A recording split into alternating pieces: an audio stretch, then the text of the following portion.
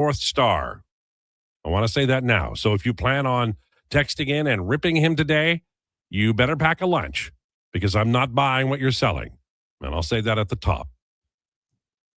Guest today will be Rachel Kryshak at 12:40 and Jason Krueger at 1:20 today. Talk Canada, USA, Oilers injuries, trade deadline, and more. Going to be a fun show, I promise. But we are going to let you vent your spleen as much as you possibly want on the text line. It's time for the introductions.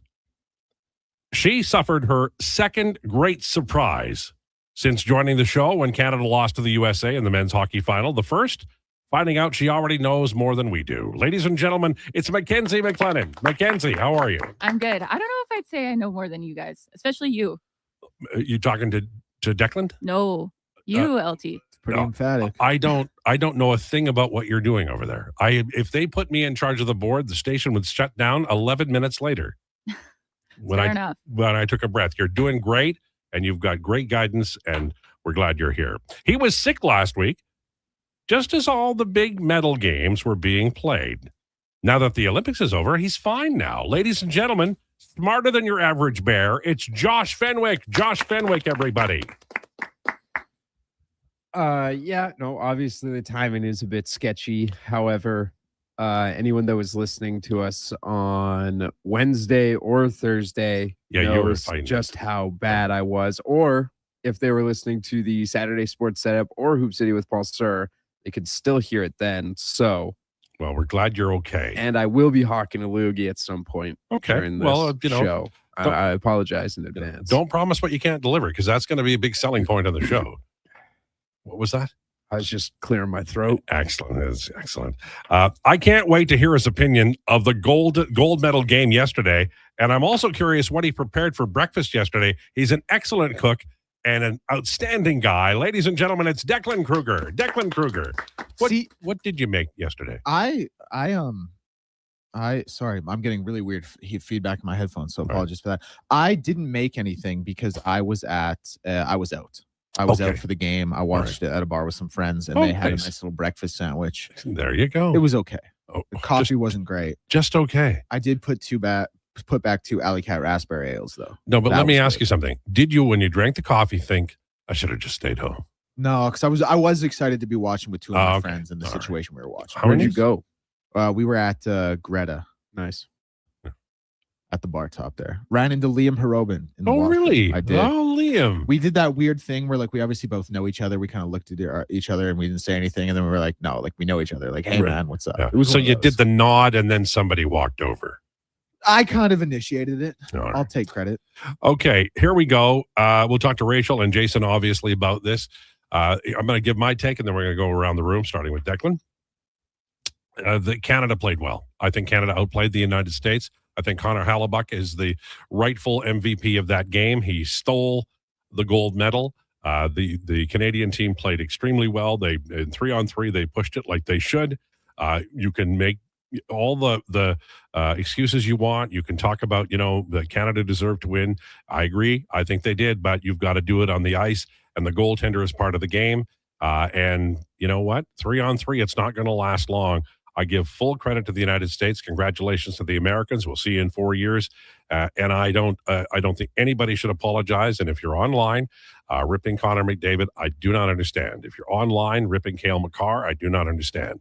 Hockey is an extremely difficult game, very chaotic, and they absolutely did their best.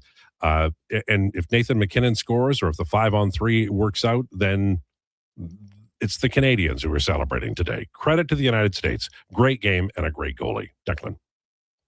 Yeah, so I guess I kind of my thoughts. Sorry, I got to take these up. My thoughts on how I felt due to the results are kind of how I talked about it leading into it. Like, Canada has, it's our game, it's our sport. In a lot of, I don't want to say it's all that we have. Like, that's disingenuous, but it's what means the most to us in a lot of situations. We have Gordon Lightfoot. We got a lot of great stuff going on here in Canada, but hockey's always been ours. It's something we hold near and dear to our heart. And this just was an example of the Americans wanting to beat up little brother. Like, they're going to forget about this in 3 days. They're going to forget about this in a week. They had their moment in the sun, and they'll care again in 4 years. And it's something that we're going to really internalize, and we're really going to get, eaten up for And that's kind of tough to stomach in that sense. It really stings. I sat there for like 4 minutes with my head down, couldn't believe the result. Whatever. Now, as far as the game goes, I'll try and make it a really quick little recap. Boldy's goal was a really nice goal, like his little move there again. It's funny, Taves and Makar, the one D pairing that actually play together, you think they would be able to play that a little bit better. I'll give Boldy a lot of credit. And again, it was unbelievable. Nathan McKinnon, that missed net, that's one he hits 9 out of 10 times, if not 99 out of 100. Brad Marchand seemed to turn the puck over every time it was on his stick. He like fell down on that breakaway. I didn't think he had a great game at all. John Cooper's comments about the 3-on-3 overtime, like I get where he's coming from. When you take 4 guys off the ice, it's not hockey anymore. But I'm kind of sitting there like, John, the 3 guys you had out there were McDavid, McKinnon, and Makar. Like, I promise you had the advantage. You guys were the one. Of course, they did. You guys were the ones who didn't take advantage of that. Listen, McKinnon had the comment, I think we were the better team. You talked about that. I think most people would echo that. And I think in a lot of ways, I agree that Canada played the better game. They had the foot on the gas for most of the game. They seemed to be in control. They had more possession time. Obviously, the shots were like, it felt like they were near doubled. I don't know what the final tally was. But the goaltender is a member of the team as well. Yeah. And he played really, really well. That stick save on Taves there. Obviously, the McKinnon one, that's just McKinnon missing it. Who was it? Who back-checked on McDavid's breakaway? That was a slash. A little bit. A little bit. It's a penalty. I'm okay with it not being called. I am. It's a penalty. McDavid already kind of lost possession a little bit. Got to call that. I don't know. I'm fine with it. I would have called the too many men because he played the puck coming off the bench there. It was a pretty clear 6-on-5. And then Bennett's actually was a penalty coming down the other way. So yeah, listen, I'll wrap it up with this before we get to Josh and Mac. The game as it stands, I think in a lot of ways, Canada absolutely did outplay the Americans and were, quote, deserving of the game. But the goaltender, he's a member of the team too. He stood on his head. They scored 2 goals and we only scored 1. It is what it is. We got 4 years to regroup. Yep.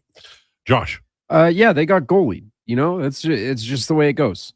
Connor Hellebuyck, he's never played that well in an elimination game in his life. So maybe this is hope for the Jets fans that he's now shed the monkey off his back and he'll be able to be Connor Hellebuyck all the way through the playoffs. I was very impressed with his game. I agree with Donovan. Declan. Sorry.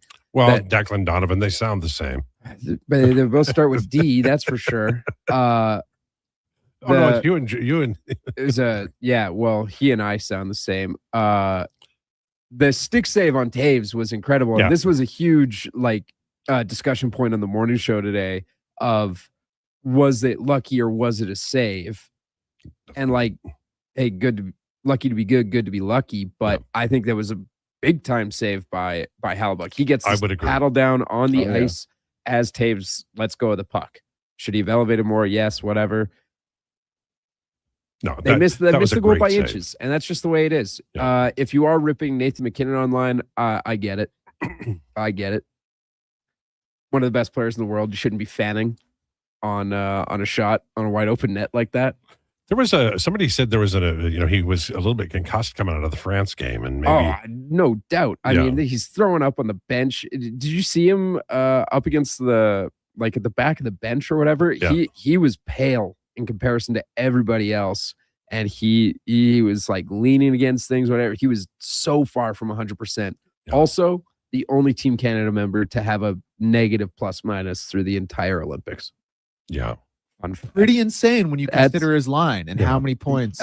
Crazy, right? I know he did get taken off that line. Pretty unfortunate. But yeah, you got goalie. It sucks that it happened, but it happened. And it's exactly right. I'm still more upset about the World Series loss, honestly. Okay. Well, we're not going to relitigate that. Well, maybe we will because I loved that series. It was great. All right, Mackenzie. Okay. I'm feeling better this morning, but yesterday was rough. And the feelings that I felt after that loss were very reminiscent of the Game 7 loss for the Oilers and Panthers. And this is a game that you can fault people for sure, but when it gets into overtime, it's kind of a coin flip, especially when it's 3-on-3. And McKinnon missing that open net, it's going to haunt him for the next 4 years, right? At least. And even when you look at the stats, there's not a huge difference. The only one that sticks out to me, and I heard it this morning, was the goals saved above expected. Yeah.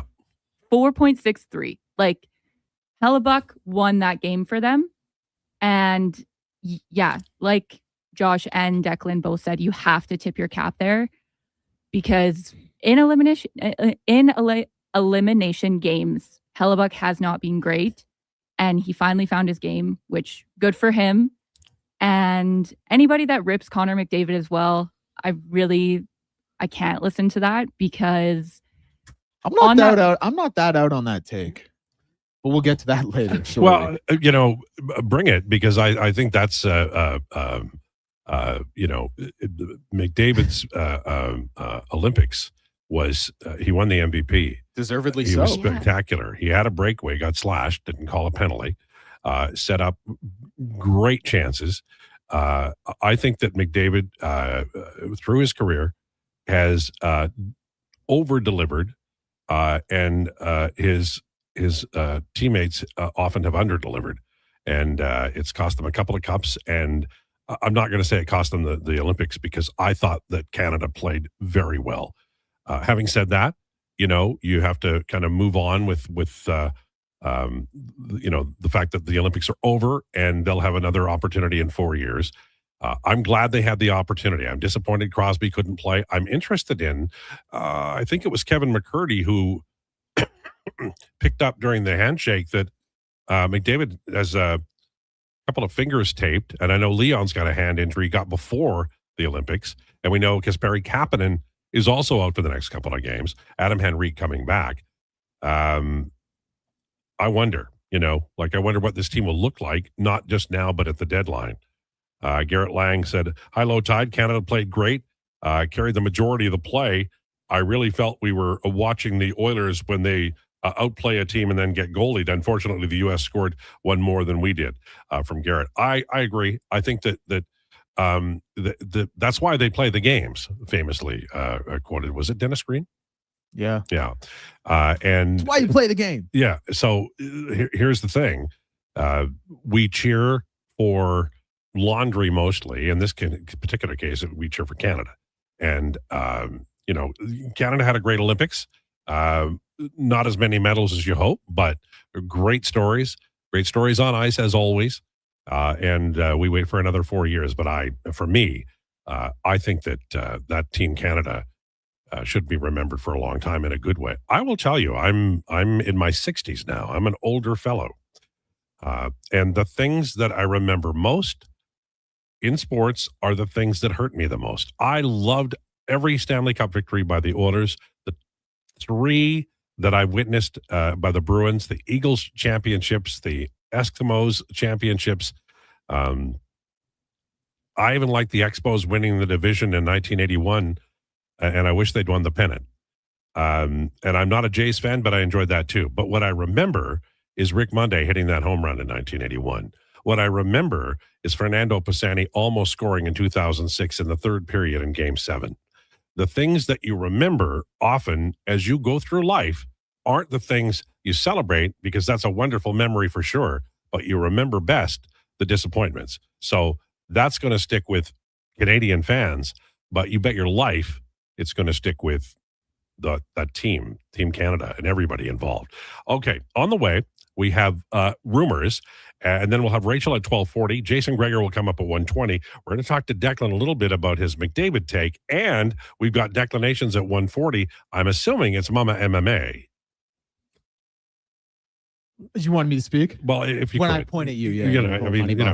I gave you the thumbs up. You were on a bit of a roll, so I didn't want to jump in. I just, radio along with the video. So, hold on, yeah, you're right. You know what it is? I'm built for the camera. And we can see that, Yeah. Haven't you been working in radio for like 5-6 years? Calling him out. Very well done there, Josh. Hey, Mama MMA next. No, 140. All right. We're loose as a goose, but we're going to tighten it up, I promise, just like Archie Bell and the Drells. Lowdown with Lowetide on Sports 1440 and YouTube. Whether you're a craft beer connoisseur or more of a wine aficionado, There's always something new to discover at Sherbrooke Liquor, a unique, family-owned, independent liquor store. The selection? Incredible. The non-alcohol section is also very impressive. Sherbrooke Liquor, expert, knowledgeable staff with a passion for unique finds. More than just a liquor store, we're a community. Alberta's best, the one and only Sherbrooke Liquor. Wine, spirits, and oodles of beer. Visit SherbrookeLiquor.com. Actions speak louder than words. Japa Machinery Group puts your construction plan into action with XCMG construction machinery you need. Available for rental or sale. Learn more at japamachinery.com. 60 years ago, we started selling trucks as Western GMC Buick. Today, we are Wolf GMC Buick. We're still located on the corner of 184th Street and Stony Plain Road with the same ownership for over 2 decades. Our customers have trusted our family-owned, community-driven business. And for that, we are thankful. If you're looking for a truck or SUV, pop in and one of our seasoned professionals will get you a great deal, hassle-free. Come trust our team at Wolf GMC Buick. Wolf GMC Buick. We're making it easy. Hello. You're never going to believe this. Booster Juice called your name today. You can get a free smoothie or acai bowl. No way. I'm heading there now. Oh my gosh, you and my brother have the same name. Okay, I'm calling him next. I'm hanging up. Booster Juice Names of the Day is back. 2 names are selected each day, and if your name matches, you can get a free smoothie or an acai bowl. Watch for your name on the Booster Rewards app and social media. Must be an app member to qualify. Booster Juice, Canadian born, blending since 1999. Smart, connected, community-driven. Jason Krueger sets the standard for sports talk in Edmonton. Join the conversation on Sports 1440. Text Krueger, 833-401-1440. Sports 1440, where Edmonton talks sports. Shoulder pain. It can make even the simplest things like reaching up, lifting a bag, brushing your teeth, or sleeping frustrating. Rotator cuff strains, impingement, arthritis, they're some of the most common issues we treat every day. I'm Grant Fedoruk, and at Leading Edge Physio, our team brings postgraduate training, evidence-based technology, and just the right amount of humor and humility to help you feel better. Because we never forget the most important part, the gratitude we feel for every patient who allows us the opportunity to care for them. Because life shouldn't hurt. When it does, leadingedgephysio.com. Shoulder pain. It can make even the simplest things like reaching up, lifting a bag, brushing your teeth, or sleeping frustrating. Rotator cuff strains, impingement, arthritis, they're some of the most common issues we treat every day. I'm Grant Fedoruk, and at Leading Edge Physio, our team brings postgraduate training, evidence-based technology, and just the right amount of humor and humility to help you feel better. Because we never forget the most important part, the gratitude we feel for every patient who allows us the opportunity to care for them. Because life shouldn't hurt. When it does, leadingedgephysio.com. The Junior Prospects Hockey League's 4th season is underway. The JPHL offers elite athletic and academic opportunities across multiple AAA divisions. With over 55 teams, the JPHL is redefining the family experience by making elite hockey financially accessible. All games are broadcast live on Silent Ice TV, featuring a showcase-style schedule and competitive matchups. Learn why the JPHL is Western Canada's fastest-growing elite hockey development stream at juniorprospectshockeyleague.com. Business owners, if rising electricity costs are cutting into your profits, there's a smarter way forward. Right now, federal clean technology tax credits can cover 30 to over 50% of the cost of a commercial solar system, delivering an immediate return on your investment. And in Edmonton and Sturgeon County, the Commercial Clean Energy Improvement Program offers long-term financing for up to 20 years, making solar more affordable than ever. Lock in lower energy costs for decades and strengthen your bottom line. Visit GreatCanadianSolar.com to get started. The weather doesn't care about your shift or your schedule. Carhartt Rain Defender sweatshirts let you battle back against the ever-changing elements. Carhartt's durable water-repellent technology lets light rain beat up and roll right off. Layer up and stay on the job longer without getting drenched. Get your Carhartt Rain Defender sweatshirts at all 3 of our Edmonton job site workwear locations. Job site workwear, talking about jobs.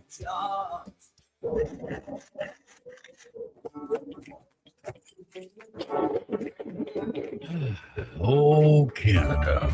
Jiffy Lube is here to keep you moving through mornings like these.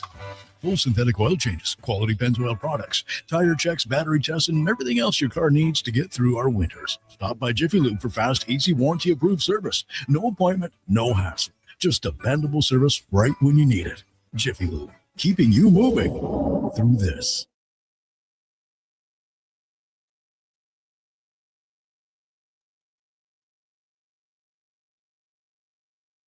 The Lowdown with Lowetide on Sports 1440. Can you fit Sports Encyclopedia on a business card? Presented by Wolf GMC Buick. We're making it easy. WolfGMCBuick.com.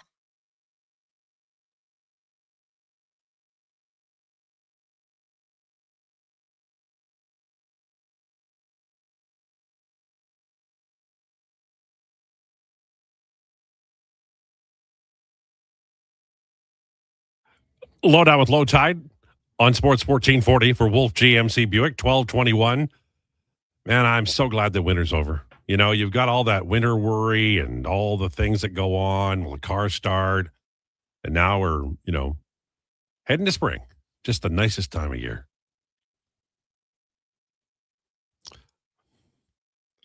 You don't know this, but I got what I wanted. Josh is shaking his head over there. And that's all I needed. That's why I said it. It's time for Rumors, brought to you by Great Canadian Solar. Great Canadian Solar has been helping homeowners and businesses harness the power of the sun for 15 years. Invest in solar and yourself. GreatCanadianSolar.com. Well, there are some, because it's over now and you can make trades and such, there are some rumors that are reaching the light of day, including one from Anthony DeMarco, a Daily Faceoff, and says that the Flyers defenseman Rasmus Ristolainen is gathering interest from various teams, including 5. That list includes the Bruins and the Oilers. He says neither team has stepped up as a serious landing spot at this point. It's an interesting idea. Ristolainen is 31. He has like average foot speed. In Puck IQ has him at overall in dangerous Fenwick, which is sort of like expected goals, 49%. And in actual, goal share, overall, he's looking at 31%, but that's, a reflection of the team that he plays for as well. And he has played quite a bit against elite competition, 30% of his minutes against elite competition, and he's about 46% at dangerous Fenwick, playing them basically straight up 40%. 2 goals, 4 and 3 against. He'd be an interesting bet. You know that they're looking for right-handed defensemen. And, of course, the two concerns are it's dollars in, dollars out, so it's going to be difficult. And then you're also looking at bottom line here is that you've got to have enough talent to outbid another team, say the Boston Bruins. The Oilers are a little short there as they've been trading at the deadline for many, many years. That said, it's a nice out-of-the-gate discussion point. As far as defensemen are concerned, I had a long look at what might be available, and either the player is making too much, in terms of AAV. You've got a few interesting ones, kind of in the middle area there.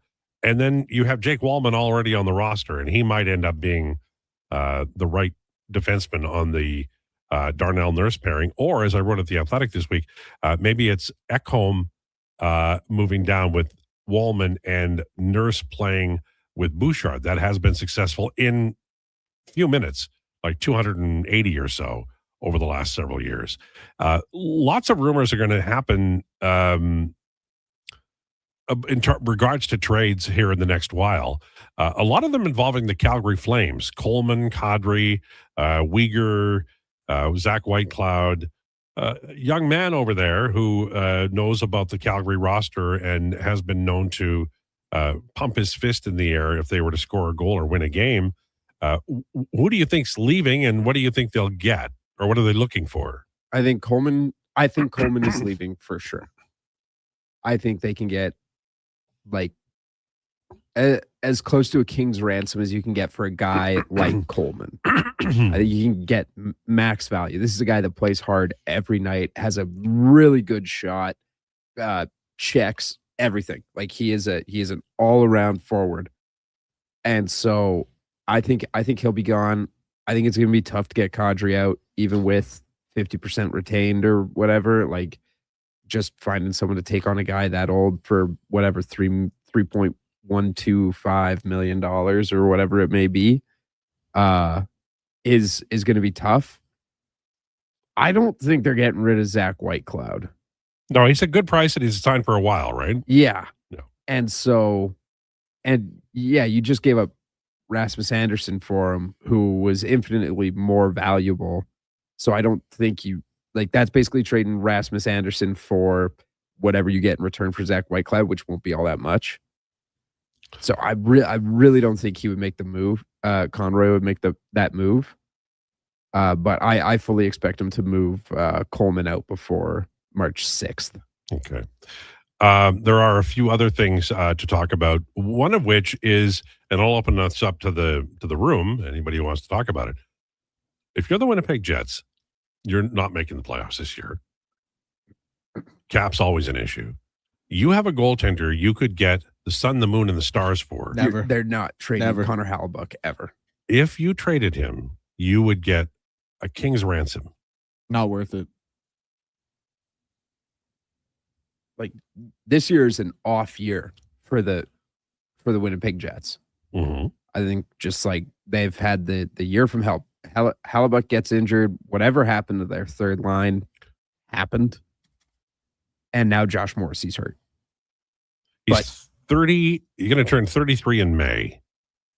So in goalie years, he still has like 4 really solid years ahead of him. Well, he is an elite player, so he's not going to age like, the normal goaltender will. I'm bringing it up because I think it's worth talking about. I don't think it's going to happen now, but I mean, like the playoff inconsistencies make it a legitimate conversation. Like it kind of comes to a head where you're like, hey, as good as he is in the regular season, we've seen it 3 years in a row in the playoffs. Is this just what he is when it matters the most? And that's a really tough conversation to have as the organization. But I think the reality is, maybe you guys disagree, it's hard. Getting an elite player in the NHL is tough. Like it's really, really hard to get an elite player, whether that be, from drafting and developing, whether it be in free agency. Winnipeg isn't exactly a hotbed free agent market. Mm-hmm. And just aside from that, like how many truly elite players are in the NHL? Like elite player, 10, maybe less. Most people would consider. I would argue more than sure, but you would argue it's not more than 20. I don't think every team has one. Yeah, Right. for sure. Some have and, two. And even of elite players, there are kind of tiers within that. Like McDavid is a lot better than David Pasternak, but David Pasternak would still probably be considered an elite player. That's very fair. You know what I mean? Yeah. So like it's tough to get that despite the playoff inconsistencies. And it can be in a market like Winnipeg tough to hold on to. So that's why I don't think there's any chance you give it up. Very good point. I still think Sam Pollock would trade his ass. Mm-hmm.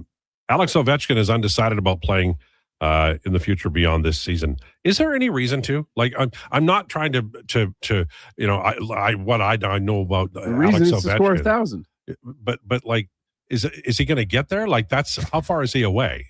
Yeah, what is his actual total? Like, I mean, you can't score 2 goals a year. 75 away, something like that. I know it would have to be 2 more seasons. He's at 919 right now. Right, so that's at least 2 seasons. So 81, 919. That was easy. I could get 1,000. No. How many does he have this year? That was a Rashad McCants reference. He has 22 this year. Okay. It would have to be. I don't think he could do it. Right. Maybe he could though. He's got 919. If he gets to 935 this year, then he needs 65. That's 32 and 33 back to back, and he's old. And he wants to also, he could die of a heart attack on the ice. I mean, he's a big man, and he's carrying some extra weight. He's going to be 41 this year. Yeah. Like not this season, but the year of 2020. And he's not a small man. No. And he doesn't like. And he wants to do a retirement tour in Russia. And I think I've never talked to Alex Ovechkin, but I think he doesn't want it to just be a swan song, him out there getting 10 minutes a night. I think he wants to be able to play when he does that does that legacy tour in Russia. And Yager played till forever. I think he still might be playing, but he owns a team. He owns a team. So it's like, okay, coach, I'm going out now. Okay. Mm-hmm. I don't know. 1,000 is like, I just don't think tough. he does. That's really tough. Well, I worry about it because, like he's an icon, right? Yep. And I mean, I know there's a lot of political stuff, but as a hockey player, he's an icon. By the way, Oilers will activate Adam Henrique for tomorrow night's game. Is it tomorrow night's game? No, Wednesday night's game. Yeah. And Kapanen is hurt. We don't know about McDavid. I wonder about a hand injury. We know Leon was banged up a little bit. And so, and the word is that Savoy will get the recall. I don't know about anybody else because the cap is the cap is the cap is the cap is the cap. So there's all of that. I'm going to be honest with you. I'm kind of happy to get back to NHL hockey. I missed it. I did too. Me 3. I did too. Yeah, I didn't miss it at first, and now I'm kind of itching for it back. Well, I think the thing is like as much national pride as we feel for Team Canada, there is some to be said for like how closely attached we are to the Oilers. Right. And I think personally, like I think that makes for better radio that we have that personal attachment that people. I will tell you, for. I wrote about the Oilers all through the Olympic break, and there was more than enough material. Thank them for the Paul Coffey hiring and a lot of other things. But in some markets, I'm sure it was pretty dead when the NHL team's not around, right? Yes, but how many teams had no NHL players? Oh, sorry, Calgary. Calgary didn't have any. No, they didn't have anyone on any Olympic roster. Hey, no. Well, they had Rasmus Anderson. Yeah, they had Anderson. But he doesn't play for them, so they had no one. Oh wow, that's true. He plays for Vegas. I saw a stat that all 32 NHL teams were represented in the quarterfinal. I Sure. think? Well, yeah, the Calgary has players that can play some I games, but they're just not very good. Correct. Yeah, these don't get to Josh because he knows. No, I know, but the guys that are good enough are simply not better than the best guys in their respective countries. Shout out Dustin Wolf and Devin Cooley. George Pickens is going to be placed with a franchise tag for the Cowboys. Kyle Pitts with the Falcons. I hate these. What, the franchise tag? Yeah. Yeah. I'm more on your side, Lowetide. The one thing I will say is like you're getting a big pay grade. Yeah. Pay upgrade. But you're still I don't like it. It's organizational control, right? For sure. I don't like this is like collusion. And I think that everybody talks about this makes me mad because everybody goes, well, the guys make it. You know what? It's a limited time to make the money. And guess what? When everybody was going to school and learning how to, be on the radio or a bank or whatever you do in your life, your vocation, they're playing hockey. And they made the bet that they'd be able to make enough money from hockey to live a comfortable life their whole life. So their career, especially in football, might be 4 years. And if they're a running back, you're actively screwing them. I'm sorry, but it's the trend. It makes me mad. I will say, like this franchise tag for Kyle Pitts is going to be about $16 million this year. By the time that franchise tag is up, he'll have made, I think it's going to be $59 million in his career. Barely getting along. That should be enough if you're smart with your money to be okay if that's it for you. Okay, question, follow-up. How many of these jack-o'-lanterns are smart with their money? Not a lot. Yeah, and here's the other thing that is also worth mentioning. Kyle Pitts was the 4th overall pick, so his rookie contract is a lot different than some guys who have been in that situation. That's worth mentioning as well. I think he got a $21 million signing bonus. Okay, 12:34, we got like 2 minutes, okay? And I need to scoot on this, boys. Lakers were kind of quiet at the deadline. That sets up the summer for something. I know in my heart. I don't know what you know about the NBA, but the Lakers are getting somebody. Who is it? Giannis. No. If they get Giannis, I'm done watching the NBA. Full stop. So it's Giannis. Because this writes itself. The NBA is like that is the wrestling. greed they talk about in the Bible. The NBA is like wrestling, where it's scripted and everybody knows it except the audience. No, the audience definitely knows in this case that the NBA is in fact scripted. Okay, but they don't know for sure Giannis is going. No, they LA. don't. I mean, like he kept alluding to wanting to trade. Trade deadline passes. Then he announces his partnership with Kalshi. Yeah, ridiculous. Which, like, I can't believe we never talked about that on air. Deck, like that is insane. Like I saw a tweet. David Stern would have had SEAL Team 6 at his door the second that was announced. Seems like a Security and Exchange Commission violation. That would never enter into sports. Yeah, has that ever happened? All right. On the way, Rachel, we've got Krueger coming up at 1:20, and at 1:00 today, Declan is going to talk about Connor McDavid and what he did and didn't do. Is that fair? Yeah, sure. Okay, all right. He's the best player in the world. All coming up. Lowdown with Lowetide on Sports 1440 and YouTube. Bringing every project to life requires the right team. By joining the Japa Machinery Group service or sales teams, you can be part of setting a new industry standard. Celebrating a legacy of excellence with Japa. Learn more at japamachinery.com. Looking for the perfect gift? Give the gift of great taste with a Loca Quality Market gift card. Redeemable at any Loca Quality Market or Loca operated restaurant. It's a treat for food lovers. Ready anytime. Grab yours today at loca.ca. Do you work for a company that wants to reach people who love sports? Or maybe you're looking to hire people who love sports. Sports 1440 partners with dozens of local businesses, connecting with tens of thousands of Edmonton sports fans every day. On the radio, on the listening apps, on YouTube, and on social media. Contact our sales team today to see what Sports 1440 can do for you. Email Gregor at sports1440.ca to get started. You matter. Your mental health matters, and you're braver than you think. Not Alone is an organization focused on creating a space of acceptance and support through tough, meaningful conversation. Use code 1440 for 15% off at notalonecode.com. It's okay to not be okay. If you manage or lead a team, join your peers April 14th to 17th at the Banff Management Course. PA Douglas Training invites you to 3 days of immersive leadership development in beautiful Banff, Alberta. Learn how to manage conflict, motivate and influence others, strengthen teamwork, and improve productivity. Proudly Canadian, PA Douglas has trained over 150,000 professionals. Registration includes 3 nights at the Banff Springs Hotel, breakfast, select meals, refreshments, and course materials. Register now at padouglas.ca. The weather doesn't care about your shift or your schedule. Carhartt Rain Defender sweatshirts let you battle back against the ever-changing elements. Carhartt's durable, water-repellent technology lets light rain beat up and roll right off. Layer up and stay on the job longer without getting drenched. Get your Carhartt Rain Defender sweatshirts at all 3 of our Edmonton job site workwear locations. Job site workwear, tough different tough jobs. Any project, commercial or residential, when you need metal and you want it cut or bent fast, this is the place. Metal Supermarkets. Huge inventory, amazing service, and free parking. Free. That's a pretty big deal when you're saving up for something special. Yep, only 3 more payments and this bad boy's mine. And the 1, and the 2, and Metal Supermarkets, the local convenience stores for...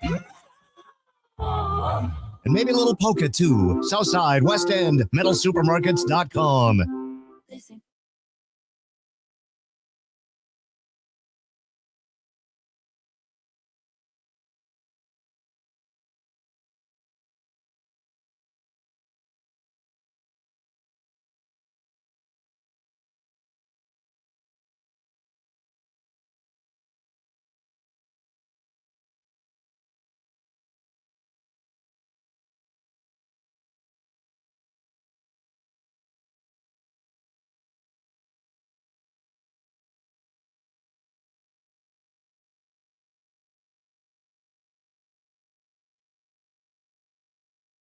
The Lowdown with Lowetide on Sports 1440. Can you fit sports encyclopedia on a business card? Presented by Wolf GMC Buick. We're making it easy. WolfGMCBuick.com.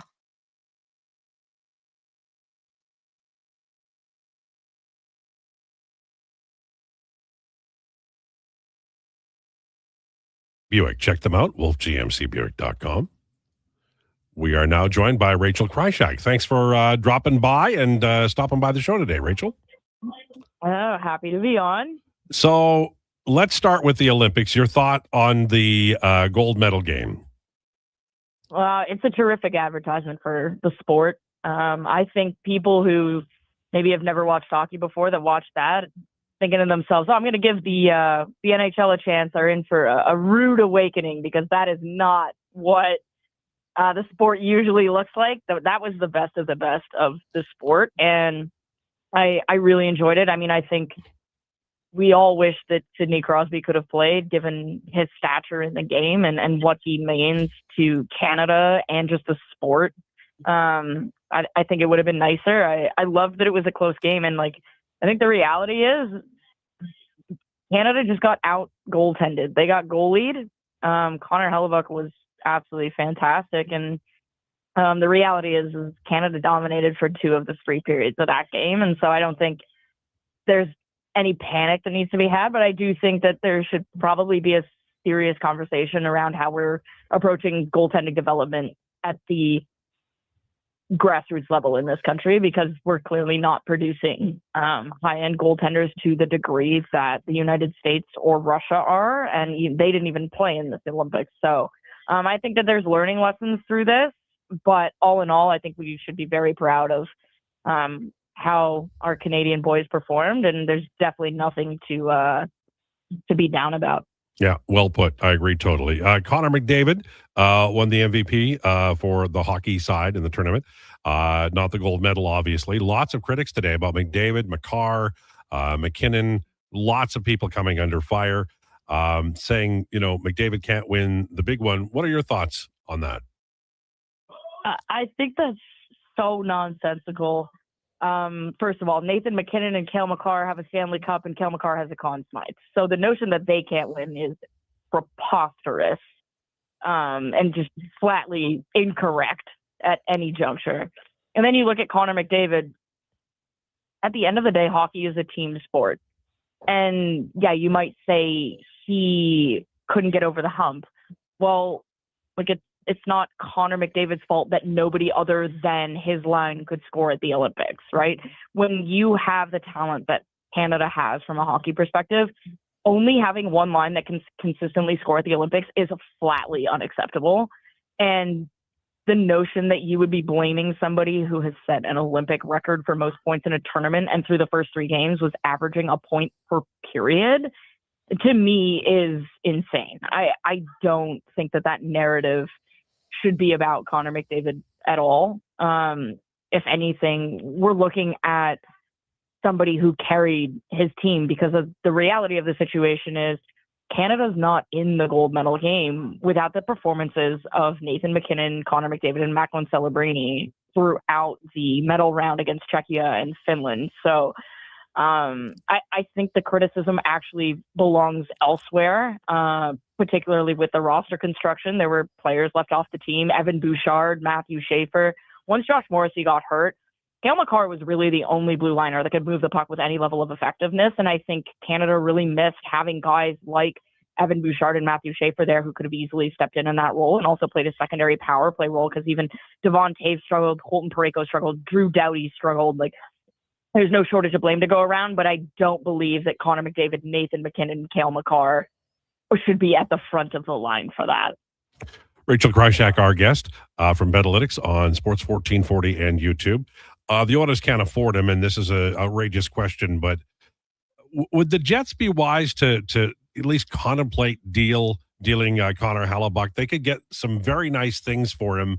I know he's a superstar, but right now his probably career highlight, very close in the rearview mirror.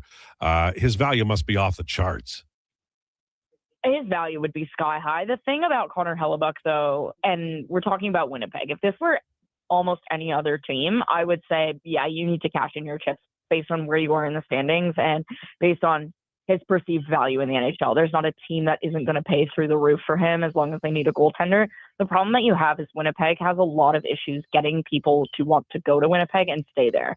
Connor Hellebuyck is one of the very few superstars who has said, not only do I want to be here, but I want to stay here. And he's signed multiple contract extensions that have said as such. And I think when you're Winnipeg, you need to do everything you can to keep players who have said that they want to be a productive member of your franchise for the long-term haul. And so I'm not quite sure that if you traded Connor Hellebuyck, that the pieces you would get back, that you would have any assurances that they would be in Winnipeg long-term, whereas you do have that with Connor Hellebuyck. So that would give me pause in terms of the calculus of dealing him. However, if somebody gives you an offer that you cannot refuse, I think you have no choice but to go to him and say, hey, listen, we believe this is what's best for our franchise. Are you amenable to this? I think that's fair. Deadline coming right up. I mean, this entire schedule is crazy. I mean, it truly is. The Oilers have hired Paul Coffey. They need him to come in and suss things out, and they have no time. They've been rumored to be looking for a right-handed defenseman, Ristolainen, rumored today, but also maybe a bigger winger, right-handed center. Any players out there, or a preference for the Oilers to acquire one of those 3 player types?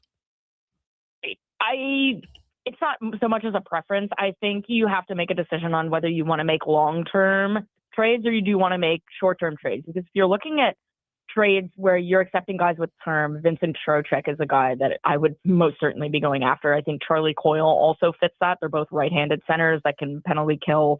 In Vincent Trocheck's state, he can play on the power play. Like, he's a very valuable piece. So I think that he would be of some value if you're looking at a winger and you want some size, perhaps somebody like Alex Tuck, if Buffalo is even willing to do that deal at this point. And then on the back end, I mean, if you really want to swing big long term, you go to Dougie Hamilton, because I think he really brings some stuff that the Oilers could use. But then if you just are looking at depth, maybe it's Justin Falk or Andrew Peak, somebody of that nature. I am not a big Rasmus Ristolainen fan. I think that the Oilers can do far better than that, especially if they're going to go after a defenseman and they're going to have to put some pieces in the deal. I would try and get a better player. And I'm not saying Andrew Peak is a better player. I think you could get him for less, whereas I am absolutely saying that Dougie Hamilton and Justin Falk are better players than Rasmus Ristolainen, who I think would be better fits for the Edmonton Oilers. But I think if you want a right-handed center, you should swing, and you should swing at somebody like a Trocheck or a Charlie Coyle.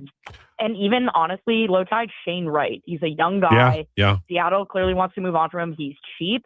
What's to say he can't be a young player that really benefits from a change of scenery? That's exactly what the Edmonton Oilers need to be taking advantage of. They need to find players like that who have the potential to be underpaid for them if they are producing. I think Shane Wright is a shining example of somebody the Oilers should be very interested in.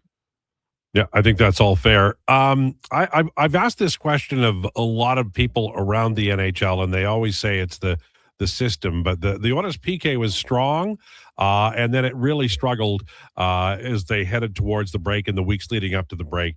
Is it personnel not executing, or do the Oilers need to, with Coffey coming in, kind of change up or make some tweaks that allow them to be more effective on the penalty kill? I think it's a little bit of both. I think that they could certainly benefit from acquiring some personnel that is perhaps better at penalty killing. And that's always going to help. But I also think this is a scenario where they were not getting many saves leading into the Olympic break. And your penalty kill is as good as your goalie is. And the Oilers goaltending was not very good heading into the break. So I'm not exactly surprised. From a system perspective, I think it's more about you can only play a penalty kill so many different ways. There's not an unlimited amount of ways you can do that. And I think Paul Coffey's voice will be a nice sort of fresh set of eyes. But the reality is you just need to bear down and make sure that your sticks are in the right lanes, that you're squaring up to block shots, that you're boxing out on rebounds, and that you get a save. Like, sometimes you just need a save. And the Oilers haven't been getting that, and I think that's why their penalty kill started slowing down. I think it's less about their personnel and more about just playing structured and getting saves at critical moments. So far, has Jari been worth the investment? I would say no, but I also think that the answer of doing nothing wasn't working. And so far, the answer is no, but that doesn't mean that with some more structure and maybe some more help, that he can't be that. Like, I still am a believer that he can be, but I do have some pretty significant questions about the structure of the Edmonton Oilers, specifically over the last month before the Olympic break. And that's about coaching and playing and all of that. Who's the biggest name that you see moving between now and the deadline anywhere in the NHL? Oh, that's a fun one. So, I mean, the biggest one went, that's Artemi Panarin. To me, I think Jesper Wallstedt is probably the biggest name. And I'm not saying like he's bigger than Vincent Trocheck or Dougie Hamilton or Shane Wright, but I think over the long term, Jesper Wallstedt has the opportunity to impact his new team at a far greater level than some of the guys who are much older. So could a player conceivably be traded and have a bigger impact than Wallstedt this year? Yes. But over the long term, I don't think that a player could be traded that we've heard about, at least, that would have a bigger impact on his new team than Wallstedt, because we're talking about a guy who was in the conversation and still could be in the conversation for Calder nominee. I think Matthew Schaefer's, that's his to lose at this point. Yeah. But you're looking at a goaltender, and we see this in Edmonton. A goaltender can change everything. So I think from a name perspective, he has the opportunity to have the biggest impact long term. But in terms of just names, I think Vincent Trocheck is a big one. I think Shane Wright, just because of his draft pedigree and everything that came along with it, is a big one. Dougie Hamilton has been in the news for some time. And then you look at Nashville, whether it's Steven Stamkos or Ryan O'Reilly, like I think that those names could be pretty big. I know a lot of people are kind of looking at it, Toronto with a side eye going, what could happen there? I am not sure that any of that's happening until the off season, which is why I didn't mention any of them. And I'm kind of in the same boat with Elias Pettersson. I think that that's a draft trade as opposed to a trade deadline trade. Are Toronto Maple Leafs fans liking Austin Matthews a little more today or a little less today? He was on the gold medal team. I think that question will be answered when the question of whether or not he is in the lineup on Wednesday night in a very important game.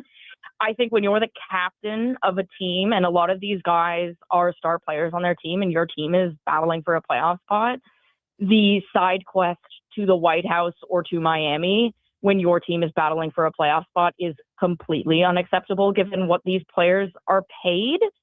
And I had Canada won, like a side quest to Parliament Hill would not be an appropriate thing to do when you are in the heart of the NHL season. And these games are very important. The Toronto Maple Leafs have 2 division games on Wednesday and Thursday. And so when you're the captain of the team and you're the superstar that's expected to sort of help the Toronto Maple Leafs, I don't think Toronto Maple Leafs fans will be very happy if he is not in the lineup. Having said that, I'm sure people look at that Olympic gold medal game and go, okay, so we know he can perform.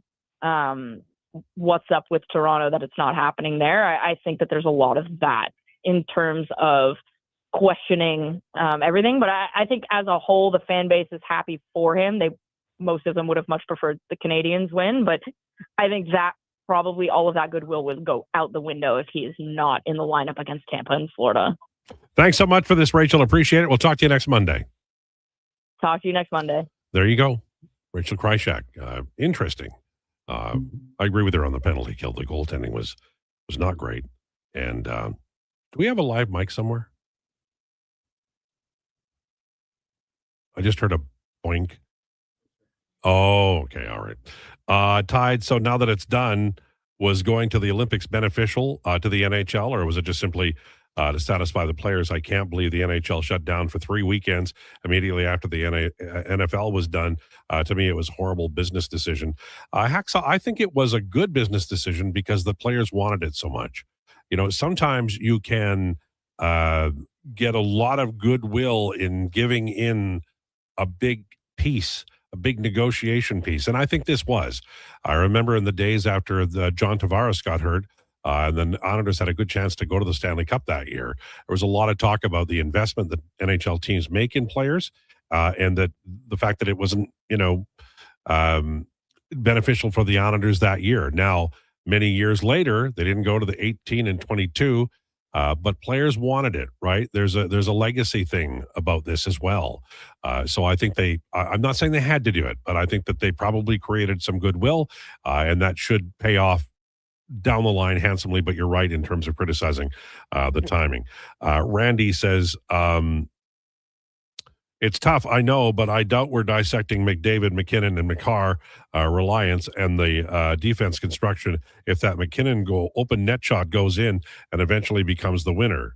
So it's fair then that we complain about puck movers because of the OT goal, but if Canada scored an OT, then it was all fine. A gold medal overtime goal for or against is a fine line between heroes to heavy criticism. Same would have gone for USA and forwards omissions like Robertson, and they were in overtime, very reactionary and result-oriented when it's still overtime in a coin flip from Randy. I agree.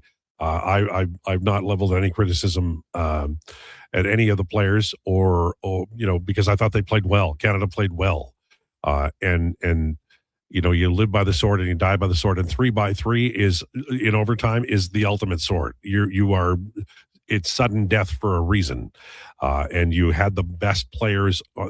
Canada had the advantage 3-on-3. Good Lord. McDavid, McKinnon, and Cale Makar, lights out, baby. Like, that's just ridiculous talent. But it did not happen. And so you accept that. You crown the gold medal champions, and they are the Team USA. And now you're going to have to listen to the smack talk from the Kajuks for the next 4 years. You know, what I should have drafted Kachuk, you know. It's all good. You know what? It's why sports is so much fun. And even when you lose, it has a major impact. And don't worry, 4 years from now, we'll all build the faith and we'll be all watching to see Connor McDavid in the second Olympics of his career. Okay. On the way, coming up at 1 o'clock, we're going to talk about the Edmonton Oilers, the trade deadline, Connor McDavid and his role, some of the heavy online criticism that he's been taking. Jason Gregor will join us at 1:20, at 1:40 today. It's Declination's Mama MMA, all straight ahead. Lowdown with Lowetide on Sports 1440 and YouTube. It's time for an update with Mackenzie. This is a Sports 1440 update. Brought to you by Custom Floors, Inc. Floors done right for homes or businesses.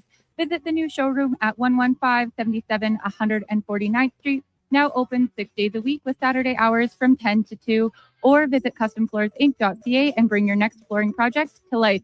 Spring training is in full swing with 7 games on deck in the Grapefruit League today. Jays and Mets are up on the Jays 3-2 right now. Red Sox and Rays are up right away. Miami meets St. Louis, and in the Cactus League, Diamondbacks play the Guardians at 1:05 as well. Cubs face the Royals, and Rangers and Angels. 3 games in the association. Spurs meet the Pistons at 5. Sacramento is in Memphis, and Jazz take on the Rockets. NHL gets back on Wednesday, and Jets defenseman Josh Morrissey will miss time when he returns to the Jets. Stars forward Mikko Rantanen will also miss time with a lower body injury after being taken out in Finland's semi-final game on Friday. I'm Mackenzie, and that's your Sports 1440 update. Sports 1440, Stingray Radio Station. CHJR broadcasts from West Edmonton Mall and Wetaskiwin. Download the free Stingray music app and listen wherever you go. Come for Canada's largest trade shows, the biggest names in entertainment, exhilarating sporting events, and more. And stay for the experience at the Edmonton Expo Centre. Looking for the perfect place to host your next big event? From trade shows to galas, meetings, and concerts, the Edmonton Expo Centre has the space, event expertise, and service to make your next event unforgettable. With over 522,000 square feet of flexible event space, in-house catering, and operational expertise, they bring your biggest vision to life. Learn more at EdmontonExpoCenter.com today. Mr. Rooter gets a colonoscopy. All right, Mr. Rooter, just relax. We're almost finished. Now, what am I looking at on the screen? That's your large intestine. Wow, the pipes of the human body. Incredible. This is just like when we use a camera for sewer inspection, except you probably don't find tree roots. You'd be surprised what we find. You know, once I found a bunch of Hot Wheels. Hey, me too. For a plumber who values healthy pipes, call Mr. Rooter. McValue meals are here. Get the McDs you love for $5 plus tax every day with your choice of a McDouble, Junior Chicken, or Chicken Snack Wrap with small fries and small fountain drink. All for just $5 plus taxes. Canadian restaurants. Product availability varies. Prices exclude delivery. This hockey season, before every game, check out the pregame show with Andrew Walker on Sports 1440. It's brought to you by Titan Supply, your only source for rigging, lifting, and hauling products. Visit titansupply.ca. Salvi Group is celebrating 50 years of building homes and communities, and we want to share the celebration with you. For a limited time during our 50/50 event, you'll enjoy 50% off select packages. That's special savings, select upgrades, and added value, all designed just for you. Build new or move in sooner at Hillshire. There's never been a better time to call Hillshire home. Celebrate with Salvi Group and enjoy 50 years, 50% off. Visit Hillshire today. Salvi Group, 50 years of craftsmanship, quality, and commitment.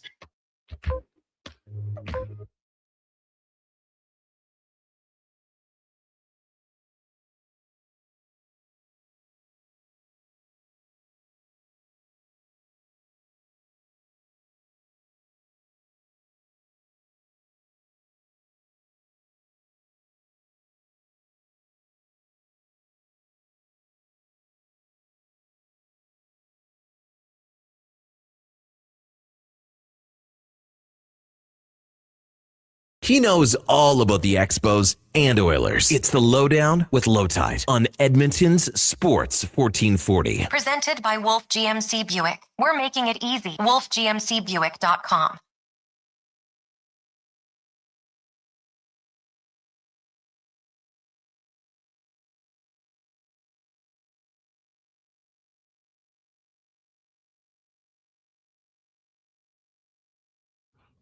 It's the Lowdown on Sports 1440 for Wolf GMC Buick. Family owned, community driven. We're making it easy. Visit wolfgmcbuick.com.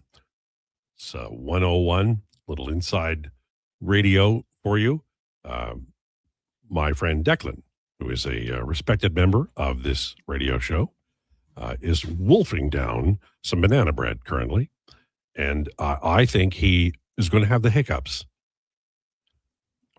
Oh my goodness. I don't know about that. It was good. I was hungry. Yeah. It was good banana bread. Yeah. Did you have anything for breakfast? No. Breakfast is the most important meal of the day. That's what they say. I've never been a big breakfast. Me either. I love breakfast on vacation. Yeah. Like if I can get a hotel buffet or if I can get like a real nice sit down at wherever it is, I love it.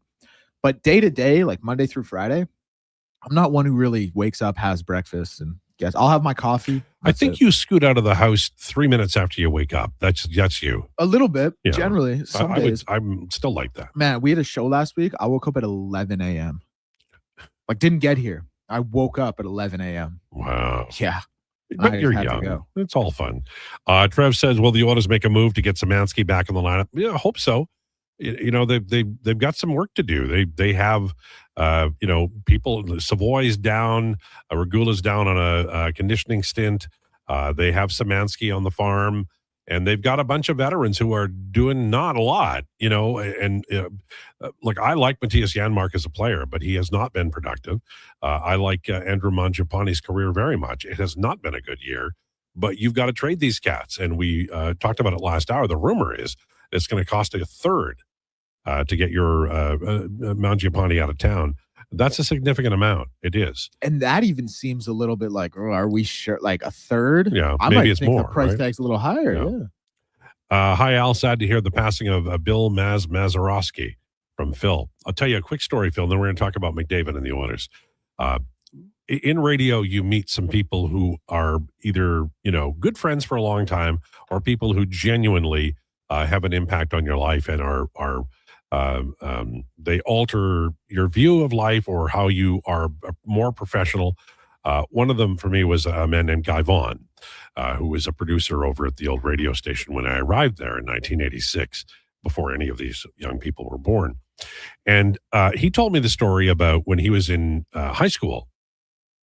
He was a big-time Yankees fan. And the Bill Mazeroski game that won the World Series came, I think it was in 61. It came during daytime. So he negotiated with his parents, like you would, to be able to stay home, play hooky, not go to school that day, in order to watch the game. And he's a big-time Yankees fan. And he always told his story brilliantly well. And in that series, the Yankees won by 16-4, 9-1, 7-0. And the Pirates won 2-1, 3-2, 1-0. So it was wildly different. And the Yankees scored bunches more runs than the Pirates did. But in Game 7, Bill Mazeroski hits the home run that sends the Pittsburgh Pirates to the championship. And it changed everything. Casey Stengel was let go. The Yankees were never really the same. It was pretty wild stuff. And so, yes, Bill Mazeroski hitting that home run. And he was a wonderful defensive player, but not known for his bat. But on that particular day, he was something else. All right. So we want to talk about this because I think it is important. Online, certainly what I read on Twitter specifically, I don't want to, quote anybody or blame any specific person, but there's a lot of criticism, not necessarily in the Olympic game or the Olympic series, but of Connor McDavid not winning the big one. And this is, 2 Stanley Cup finals, been in the league 11 years. Now his first Olympics, not had an opportunity to be there previous to this, and hasn't won the big prize. So I wrote today in The Athletic that 2 things, that McDavid is hockey's North Star, which I believe to be true. I also said the problem is you develop a past. it's my belief, I thoroughly believe this, that Connor McDavid will win a Stanley Cup. But the longer it goes, the more criticism that will be leveled at him. And I think that we're seeing that today. Now, I want to talk to Declan a minute right now, because you had mentioned that you could hear the argument of McDavid is an underachiever. Yeah, and I don't even know if underachiever is the right word, but this stems from Mackenzie saying during the opening segment there that she doesn't have any time for, and Mackenzie, I don't want to put words in your mouth, so don't have any time for the criticism of Connor McDavid. Is that fair to say? I guess you can criticize him because he did everything in that game but score, and that's what you need him to do. But he carried that team through the entire tournament, and he just nobody else stepped up, right? And that has been his shortcoming the entire time, is nobody else helps support him. And in fairness, he doesn't get the goaltending. I don't know why, but he doesn't get the goaltending. This is do I think Connor McDavid is the best player in the world? Yeah. I've said this, and I've repeated myself a couple times, so I feel bad for anyone who listens constantly and they've heard me with this take before. I think he's the best player ever. I don't think he's the greatest player ever. I think that's obviously Gretzky, and I think there are a few other guys who come before McDavid. But because of the way sports evolve and training evolves and the money that gets put into sport and nutrition and medicine. And his hand-eye coordination is stupid. And in 50 years, there's going to be a kid better than him because of how things as it stands, I think he's the best player in the world. But I also think it's fair to point out, we now have some pretty decent sample size of the biggest moments where he hasn't shown up. Games 6 and 7 in 2024, +1, no points. Games 5 and 6 this past Stanley Cup Finals, -5, 1 point. This past game right here, 2 shots on goal, -2 in a 2-1 game. So in now 5 games, he is -6 with 1 point, and I think only 6 shots, and he's 0-3 totality. We can point to everything else and say, yeah, but look at everything else he does and how good he is. And yes, of course, he is that good. But at some point, you also have to point to the moments that matter the most and say, we're actually looking at a kind of decent sample size of there not being performance there. Those 5 games I mentioned, the Oil actually won one of them. They won that game 6 in 2024, obviously.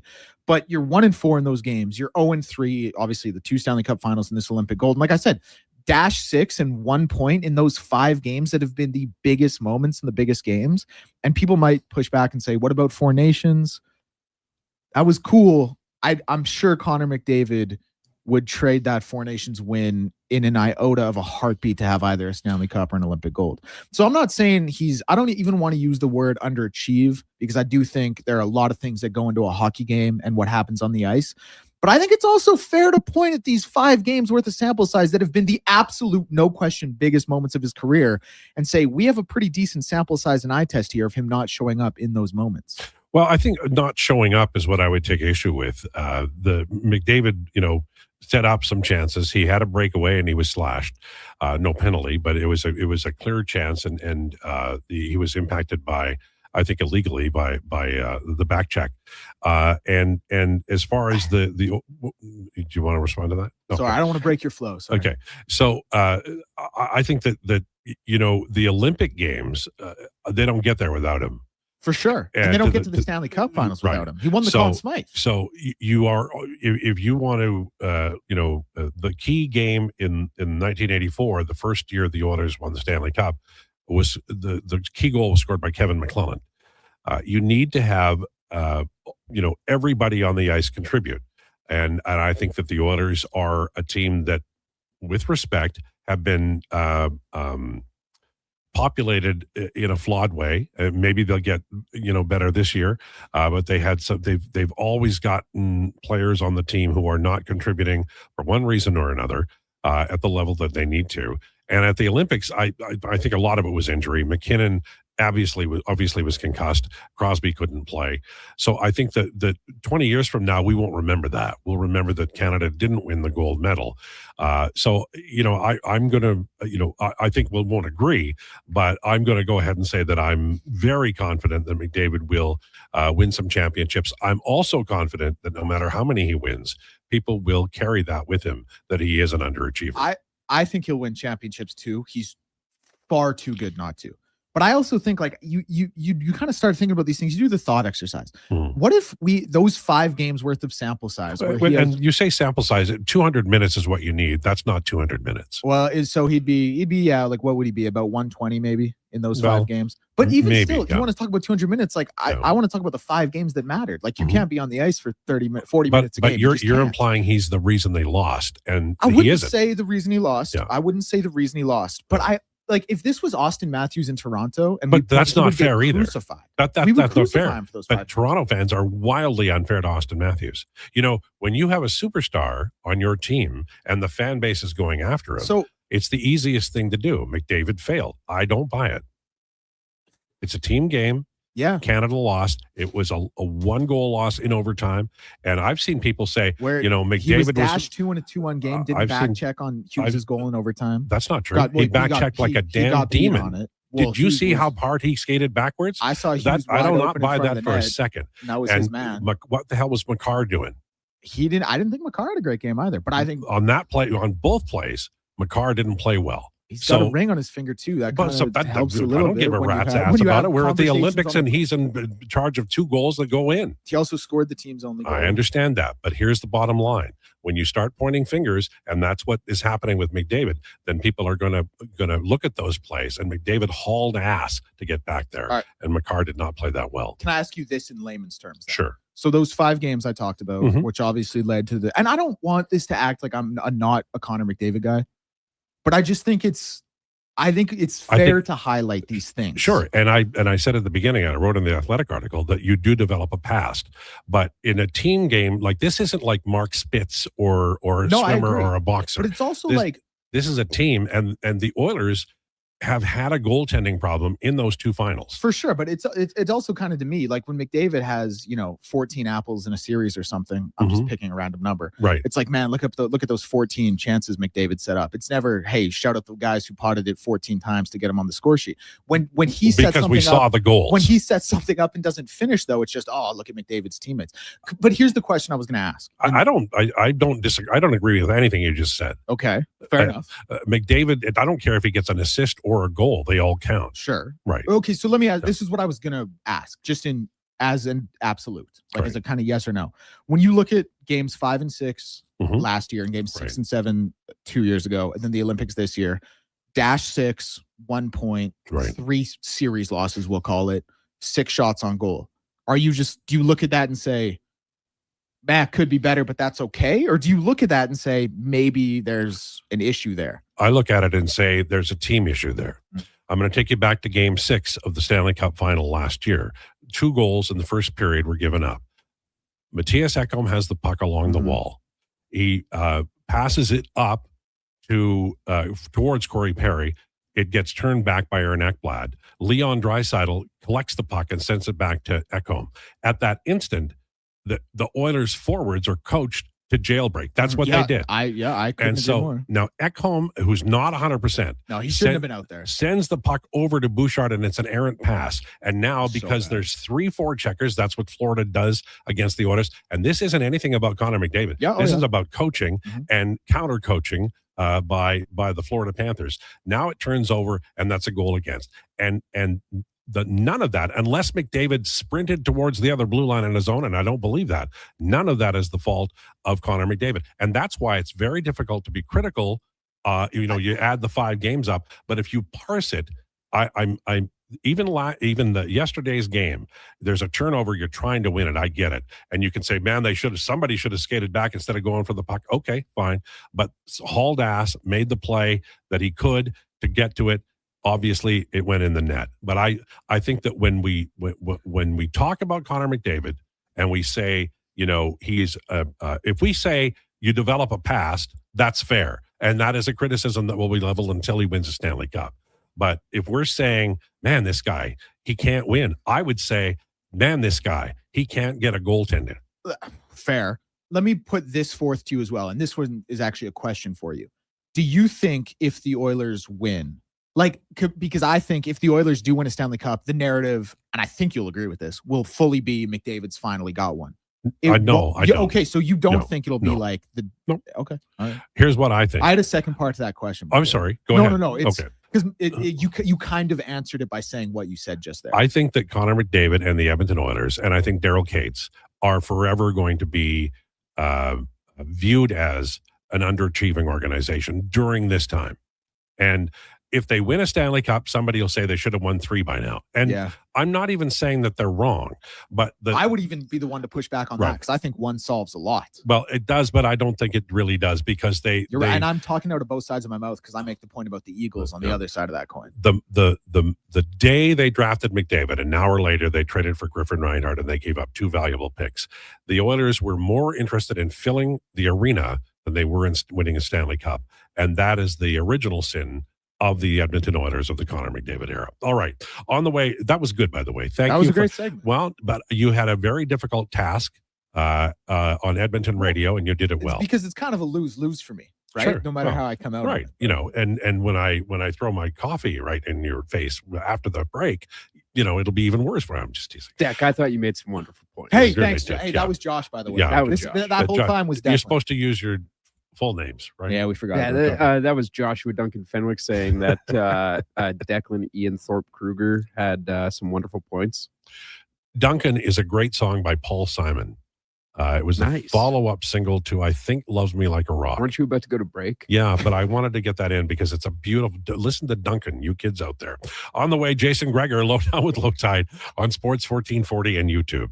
What if you could hire motivated, safety-trained youth with no risk and funding to support you?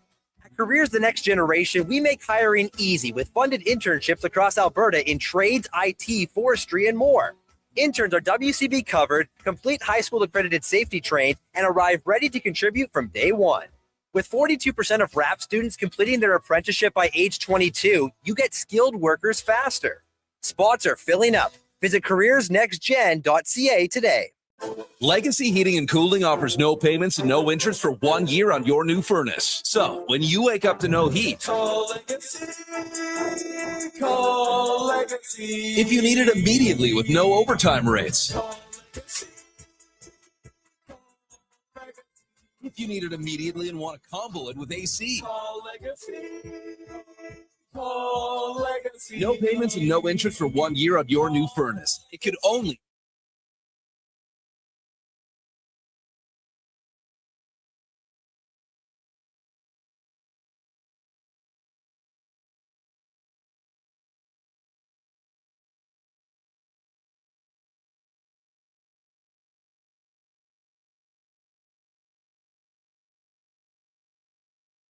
Il y a la mise en jeu est gagnée. Macar qui s'avance. Tire!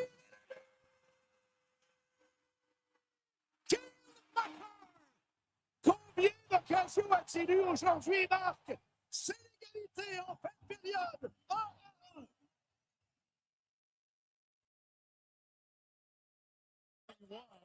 Here's Thornton taking it hard to the right. Did he get it to go? It's a 3-point game with 14.3 to go. The execution there, perfect. Goodness. The Buckeyes pushing that thing, and Bruce Thornton is going. You don't have the time.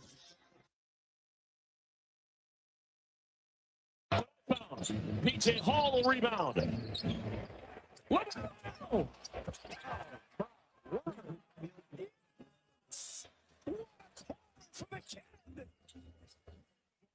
No one's allowed to shoot except for LaMelo.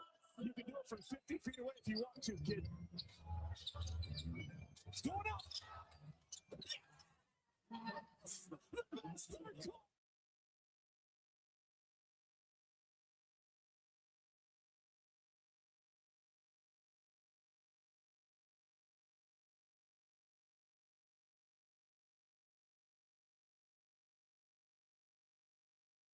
You need the lowdown? It's with Lowetide right now on Sports 1440. Presented by Wolf GMC Buick. We're making it easy. WolfGMCBuick.com.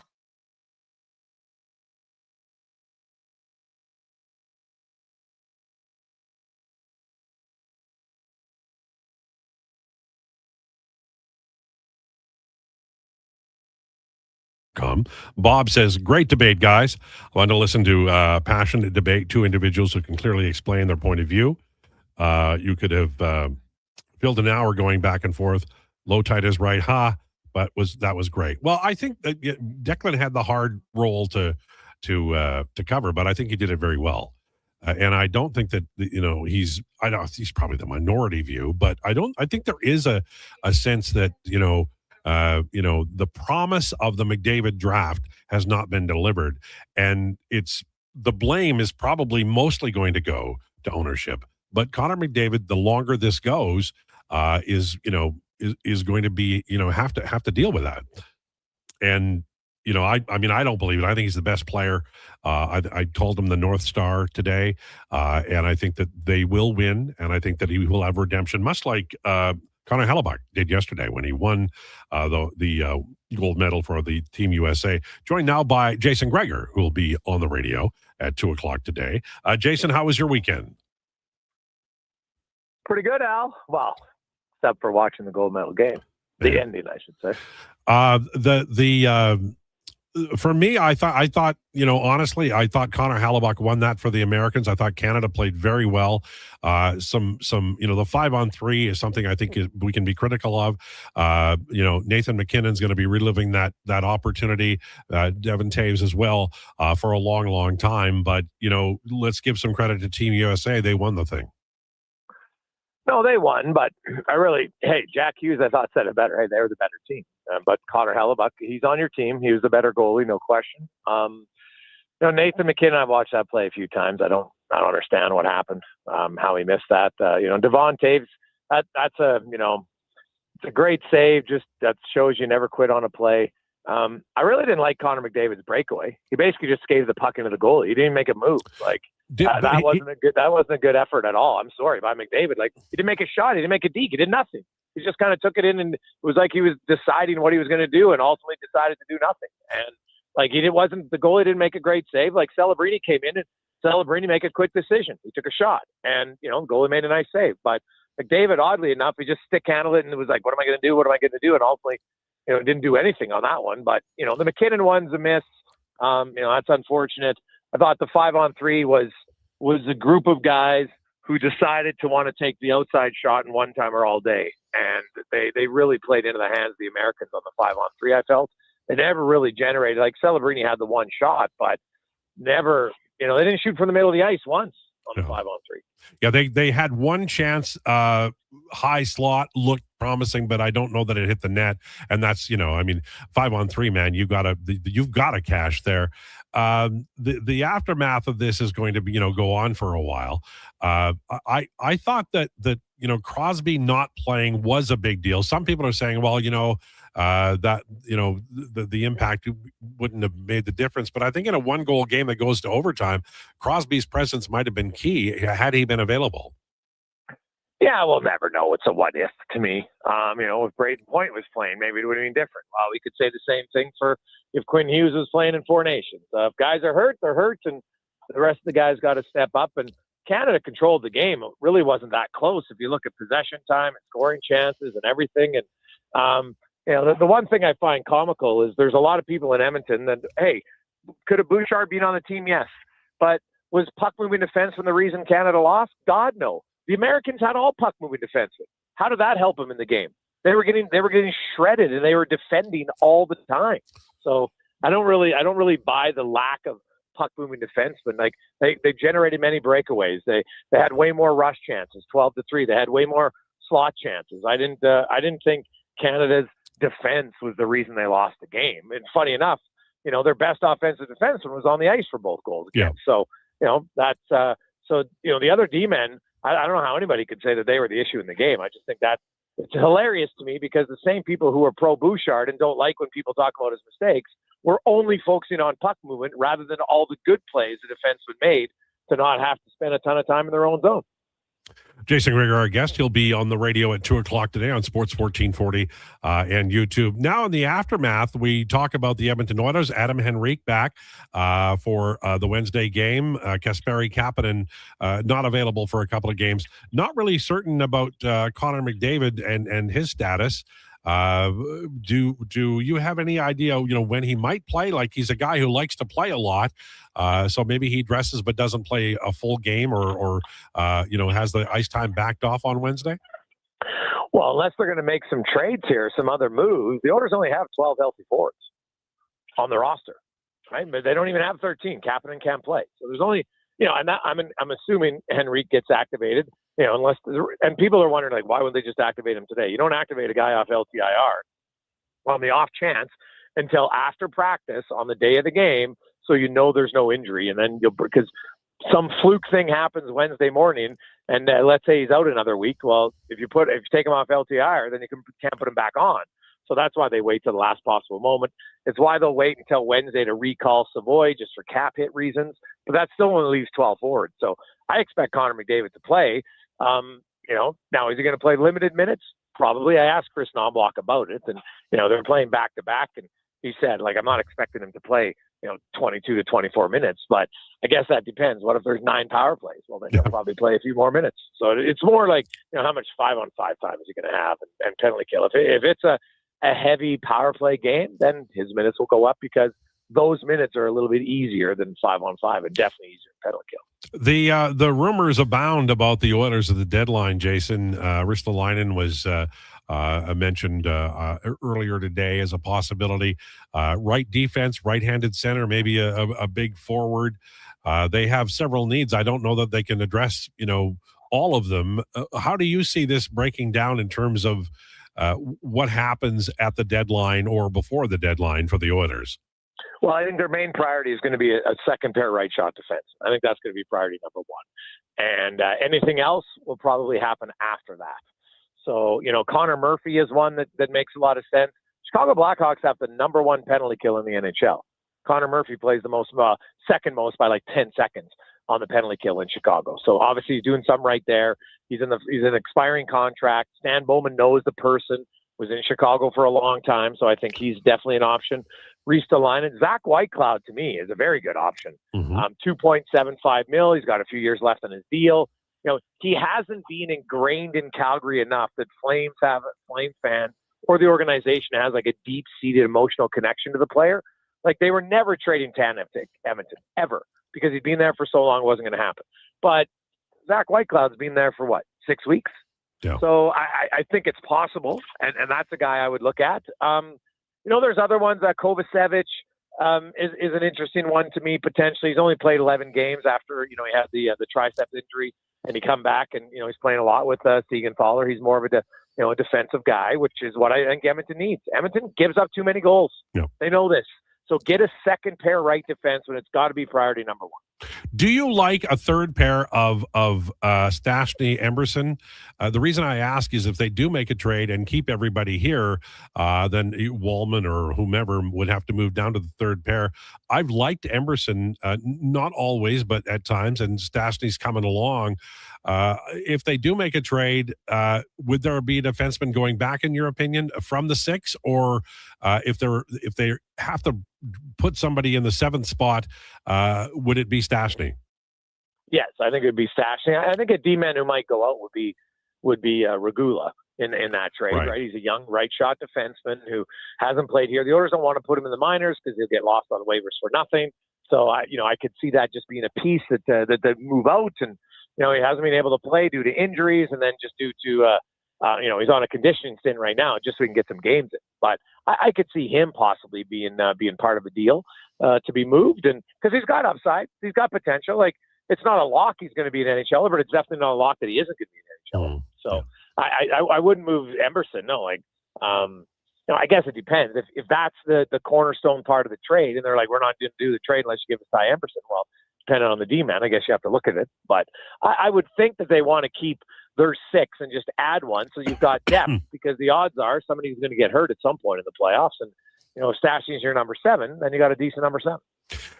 Jason, a lot of people online, in a text from Northside Corey right now saying, the Oilers have too many holes. This is, not the year to make a deadline deal for acquisition. But I think you're pot committed with McDavid until he's, till you're not. Like, I don't think you can go into a deadline and go, yeah, maybe we'll hold off. You're going to do something, right? Oh, yeah, of course. Is Colorado bulletproof? No. Colorado's very beatable. Like, they got a small defense core right now, so I think they're going to want to upgrade their team. I look at Vegas. Vegas is good, but they're not indispensable. I don't love their blue line depth. I think that, or their goaltending. So, Dallas has holes, Edmonton has holes, Minnesota has holes. They all are very good teams too, don't get me wrong. But I think the Oilers are right in the mix in the West. I'd be floored. I'd be flabbergasted if they decide we're just going to stand pat. Like, I would say zero chance of that happening. Yeah, and I think that's fair. Overall, I'm going to tell you, man, I woke up this morning and I missed the Olympics already. You get into a 2-week, plan where your day is sort of, planned around the Olympics and getting up and maybe later in the day seeing all the highlights and stuff. Going to miss that. How about you? Well, I always enjoy the Olympics for sure. But you know what? It's kind of like a holiday for me. 2 weeks is good. Like, it finished off. It's probably maybe the way it finished. I'm like, all right, let's move on. The only saving grace for me was we had a hockey practice. Literally, they scored the winning goal, and I walked into the arena. I'm like, all right. So I focused on the kids. So, my son was pretty perturbed, but then he got on the ice, and I honestly think that allowed him not to have to stress and focus on it. Because I'm sure people they turn that TV off, and then you just sit in your basement and you're replaying the game and what happened here, McKinnon, and what happened there, Taves, and what happened. So, it was a disappointing loss. So, to me, no, I'm ready to move on. I'm very curious about the trade deadline. Yeah. I'm interested to see, the NBA is getting in the playoff push too, same as the NHL. And, we got junior hockey going on already in the jungle and junior A's around the corner. So, no, I thought Olympics was awesome. I loved it. But kind of like getting back from a holiday, I'm ready to roll. Yeah, and baseball's back, baby. Yeah, that's very close. What are we, like 2 weeks away? Yep. From first pitch, something like that, maybe 3. Yeah, so it's very good. It'll lots is happening right now, and I'm very interested to see what the Oilers are going to do, Al. I'm curious to see what they're going to do with Josh Szymanski. I really think Szymanski is going to be here. He might not be there for Game 1 against Anaheim, unless they waive one of the we'll know for sure by tomorrow. Yeah.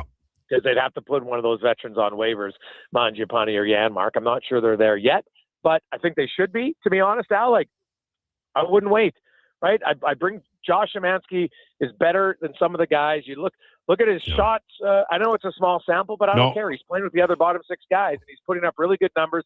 He's 80% on the dot in the defensive zone. His shots, he's 25 to 12 in shots. He's outscoring the team, something that not a lot of their bottom 6 guys do. And watch the Olympics, it just reaffirmed what I thought, the need to have a different identity line that isn't there to have lots of skill, but just lots of will and size and physicality in a heavy line. Like, lots of people thought, Bennett shouldn't be there, Wilson shouldn't be there. Well, they have their second best line with Marchand, and he's older now, right? But they just played a very simple up and down game. Florida's won cups with having lines like that. Edmonton's got to create one, and you've got 2 wingers in Frederick and Podkolzin who can play that way. And Szymanski, I think, is probably your best option as a center iceman. So I would love to see them put that line together, and sooner than later. If that happens, 2 things. What does that do to Savoy's minutes? And of the young players, is there somebody most likely to leave town via trade, or is it going to be all picks, in your opinion? Well, I think one of the young guys, one of Hudson or Howard, I could see moving in a trade, depending on who they get. As for Matty Savoy, it's interesting because I looked at the chart sheet of Nugent Hopkins, and then I was like, geez, I'm not sure this works, but it's only one game. But then I asked Chris Knobloch, and pretty much confirmed my suspicion. And he's like, because Nuge is on the power play and the penalty kill, you can't really run him as a third line because he's never in a rotation with his line.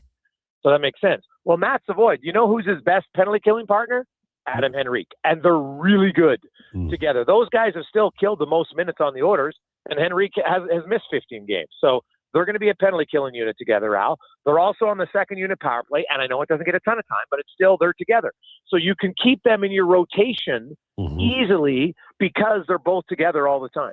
Yeah, so I would have Savoy with Henrique, and right now probably Lazar, Janmark. Like, I think Matthias Janmark's leash is going to be cut short here when we return. I think the coach gave him ample opportunity, and now it's like, hey, I got to see some return on my investment. So I think you'll see a little bit of switching there. Maybe they'll bring in someone else, but I'd have Kapanen play with Roslovic and Draisaitl when Kapanen's healthy. So maybe Matty Savoy can play a few games with Draisaitl and Roslovic coming out of the break, and maybe they'll go from there. But that's what I would do with Matt Savoy, and I still think, Al, he'll be around 12 or 13 minutes because he's on the penalty kill and the second unit power. There you go. What's coming up on the show, Jason? Kevin Woodley will join us. We're going to talk goaltending, some teams that maybe, we look at the trades now, right? Because basically we got 11 days until the NHL trade deadline. Which goalies are on the moves, which team should be heavily pursuing a goalie. Is Jordan Binnington going to be pursued by someone potentially? Well, of course, we'll recap the Olympics, unfortunately for Canadian fans. But we will look ahead to the orders and talk more of that, some NBA chatter, and contact a special guest. I'm not even going to tell me who it is, so I'll be looking forward to that. Well, there you go. Yeah. Thanks, Jason. Appreciate it. Hey, have a good one. There you go. Jason Krueger. Interesting points there. I think that he outlined it very, very interesting summary there, and a few little news nuggets, too, thrown in. By the way, 29 days, 8 hours, 22 minutes, and 42 seconds until Major League Baseball returns, give or take. All right, coming up, it's Declinations. We're talking Mama MMA. Lowdown with Lowetide on Sports 1440 and YouTube. 60 years ago, we started selling trucks as Western GMC Buick. Today, we are Wolf GMC Buick. We're still located on the corner of 184th Street and Stony Plain Road with the same ownership for over 2 decades. Our customers have trusted our family-owned, community-driven business. And for that, we are thankful. If you're looking for a truck or SUV, pop in and one of our seasoned professionals will get you a great deal, hassle-free. Come trust our team at Wolf GMC Buick. Wolf GMC Buick.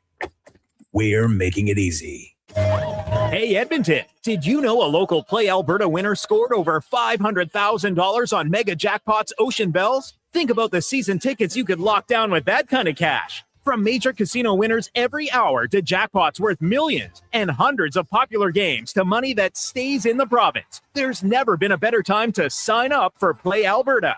Download the app today to get started with casino, sports, and lottery all in one app. Must be 18 plus to play. When you gamble, use your game sense.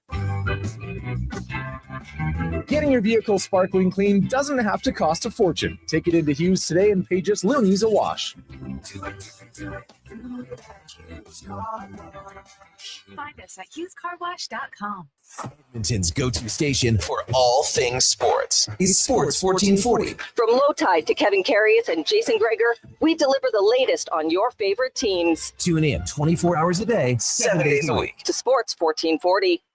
McValue meals are here. Get the McD's you love for $5 plus tax every day with your choice of a McDouble, Junior Chicken, or Chicken Snack Wrap with small fries and small fountain drink. All for just $5 plus taxes. At Canadian restaurants, product availability varies. Prices exclude delivery. 1 in 3 adults don't get enough sleep. The Brick is here to help with deals on your entire bed. Save up to 50% off clearance mattresses, 50% off beds when you buy any 3 matching pieces. Buy one, get one half price on Sealy memory foam pillows, and save $100 off any adjustable power base when you buy a mattress over $9.99. Plus, check out other incredible savings in every department. Some exclusions apply. Check out the Brick at South Common, West Edmonton Mall, North Side, and downtown.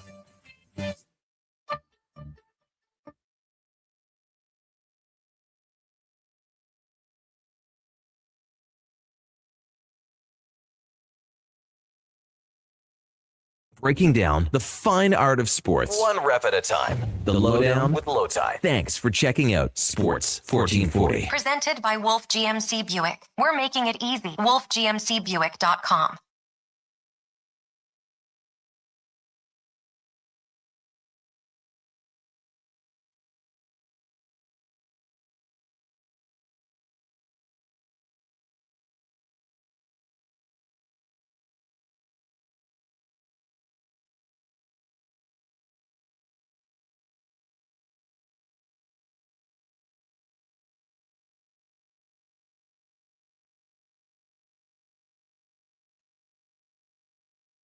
Lowdown on Sports 1440 for Wolf GMC Buick. Check them out, wolfgmcbuick.com. At 1:39, we're sliding into Declinations presented by Elks Nation. Check out the new website, elksnation.ca, articles, podcasts, and more, breaking down the green and gold. It's important now. It's vitally important at the draft and then throughout the entire year. So check it out. The most in-depth double E football coverage online, elksnation.ca. Yeah. I'll make this one kind of quick, then we can get back to hockey. 3 things also I wanted to say quickly. Dre texted in, basically telling me to shut up, which is cool. No, not even mad about that. But because the point I wanted to make is he keeps interrupting Mac. And I did. So Mackenzie. Oh, so it wasn't about the McDavid thing. Oh no, it was. Okay. But like that's whatever. Everyone's more than entitled to their own opinion. We all interrupt. Yeah, I'm not mad about that in the slightest. And I'm actually interrupting you right now. So it's just gone from one goose to the other. My bad. Someone else had texted in about if you're going to highlight all those games, bring up game 4 and 5 as well in 2024 when he was excellent. And they didn't have a name on that text, but that's a more than fair point as well. He was beyond excellent, deserves to be highlighted. And then the final one, really quickly, Wesson, he had mentioned the 200-point benchmark that you had brought up. Like, I don't love it for that situation because at 25 minutes of ice time, that's either like 8 game 7s or it's 4 series worth of games 6 and 7. So I think it's because by that point you kind of already know if it's either 8 games. So I just think that's a little disingenuous. I wanted to touch on that as well. I disagree, but that's okay. I think 200 minutes is better. I think it's a better regular because the game's different in the playoffs too. Sure, but you also can't. Because 200 minutes, that's at 25 minutes a night. That's 8 game 7s. Sure, but you don't think you would know by game 8? Small sample sizes will bite you in the ass. They will. And an example of that is thinking that Connor McDavid isn't a great player in big games. Well, let me ask you one more quickly. Sure. How many games do you think? Like, are you set on your 200-minute thing, or can you break it down to a game? It's not me. It's the experts who tell me. Like, I used to go off half cocked on things, and they go, "You got to wait, man. You're 3 games into the NHL season, and you're making these grand statements." And so I learned from them that you have to wait a little bit. I agree. The importance of the games doesn't allow you to do 200 minutes, and you should know by then who your players are. But I think that I guess I would argue that the people who are not convinced of Connor McDavid's greatness, let's see how the rest of his career rolls out. And let's also remember that it's a team game, and he has not had a great goaltender behind him in his career. And I think he'll win a couple. I think he'll win at least one here in Edmonton. They need to get a great goaltender. That's the bottom line. Connor Ingram. Okay. Actually, I like Hunter Me too. a lot. Yeah. I didn't mean that to be a joke as much as it was. No, I think he like might Hunter be the Ingram starter here. I would agree. He'd be my 1A. Sorry, I'll make this quick so we can get back to some hockey talk. UFC this past weekend. Okay, Sean Strickland, former middleweight champion, had lost twice to Jiscus Duplessis, who lost to Hamza Chimaev. He fought Anthony Hernandez, who was on an 8-fight win streak. A lot of people thought Hernandez stylistically can take on the champion. Sean Strickland went out there and knocked him out in round 3. It was a fight he wasn't supposed to win. Anthony Hernandez had won 8 in a row. He was supposed to be the guy who stylistically can actually challenge this dominant champion. And instead, as kind of a stay busy fight-ish, he gets knocked out in round 3 by a guy who probably had a lot to prove, and Sean Strickland went out there and did that. Massive credit to Sean Strickland. It was a bad style matchup for him too. That's why you don't make those. Just need to stay in, shape. It wasn't a true stay busy fight because Sean Strickland's obviously elite. He's a former champion, but it's like, was Anthony Hernandez going to get a title shot in some capacity without this fight? He probably was. Now he's got to win a couple before that happens. Right. Jeff Neal got folded by Euros Medic. He has now lost 4 of his last 5, and that's really tough because he was a guy who maybe if the chips fell right could get up to a title shot. 1-4 in your last 5, 2 knockout losses back to back, and now against a guy who was unranked. That's a real tough spot for him. And Dan Ige, always thought of as an iron chin guy. He got knocked out for the first time this past weekend. And that Houston crowd, because fight nights a lot of the time since COVID, they've done in the UFC Apex out in Vegas. They finally, it's been happening for a little bit now, but they've put it back in major cities and they've had a crowd there. It just makes the event so much better, so much more fun. And I love MMA. I don't want anyone who's a devout MMA fan to listen to this be like Declan's glossing over it. I just feel like there are probably more pertinent things right now. I'm going to talk a lot about Holloway Oliveira, and I did want to highlight Sean Strickland and Euros Medic, but yeah. Just so you know, when the mic's off, he just badmouths MMA and actually boxing and swimming. He doesn't. I'm teasing. Do you miss boxing? A little bit for sure, but no one misses getting hit in the head, man. Your hands hurt every day, your ribs hurt every day, your jaw hurts every day, you have a headache every day. No one misses that. But I would the training it's great. Everyone should do boxing training. No one should box. Well, you just run down the road like Rocky, right? Well, that's that's the road work. That's part of it. But what I'm talking about, when you're hitting pads, when you're hitting the bag, when you're sparring, when you're hitting the double M bag, when you're hitting. But you don't have to. You don't have to take the bucket out back. You wouldn't have to do that as the boxer. No, generally not. No. It's all. Everyone should do the training. Everyone should do it. No one should box though. In the world after the pandemic, how difficult is it to deal with cuts and things? You go to the boxing club and you're because that is a real issue, sure. right?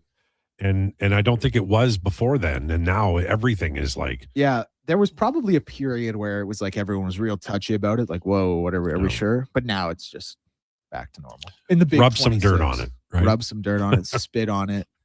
It's a big one. Never. Here's a little pro tip for anyone: if you have a swollen eye, don't blow your nose because it'll blow up your orbital.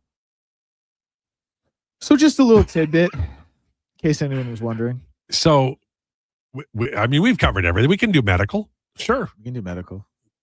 I remember the first time I ever hit a heavy bag, my hands were like shaking for 2 days. My friend Lynn, who's one of the sweetest people on the planet Earth, she goes like every Wednesday night or whatever to the gym, and she puts on the boxing gloves and she hits the bag and has become somewhat addicted to it. It's a lot of fun. Yeah. It's so great. Here, one thing I will say to anyone who wants to do that, just go buy a pair of hand wraps. Wrap your hands, wrap your wrists. Right. Okay. Like you'll thank me for it. It's fun to get some hand wraps. And actually, I have like a million pairs. I'll give you them. I have so many to spare. I will give you hand wraps. Just come to buy the studio and I'll give them to you. But she, I think, enjoys it because she gets a lot of like nervous energy, anxiety, whatever you accumulate during the day on the hen day. Oh, absolutely. Out, right? Absolutely. Yeah. It's a great stress relief. Mac, Josh, you guys ever hit the heavy bag? Never. No, I'm not a big. I can't even remember to make a fist properly. So yeah, that's actually an issue for some people. Well, because of the way they hold their thumb. I think the longer she works on this show, she'll be able to make a fist. As time goes on. She'll get mad. Yeah, we have that impact on people.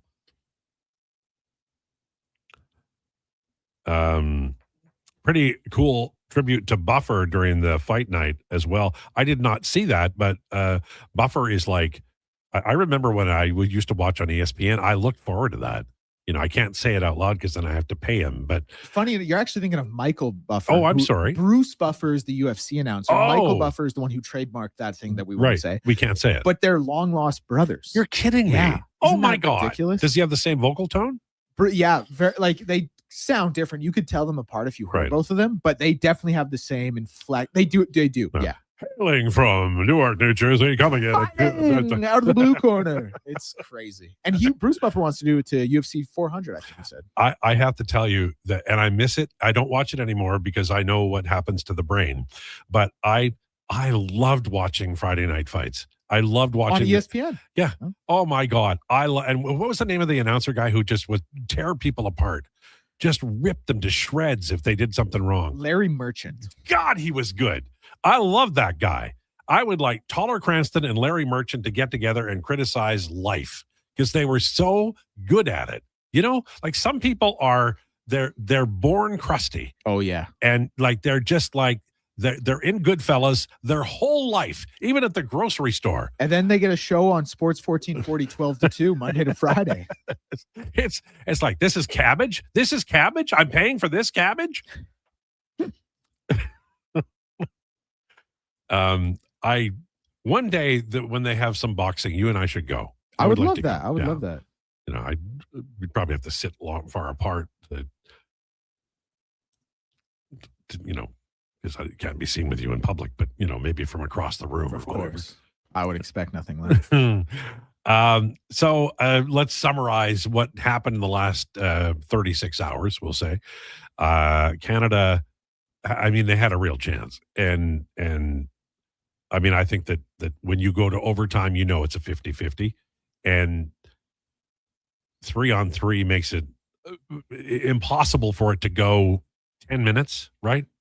So stuff happens, and it did. And the next game on the schedule isn't Wednesday. It's 4 years from now.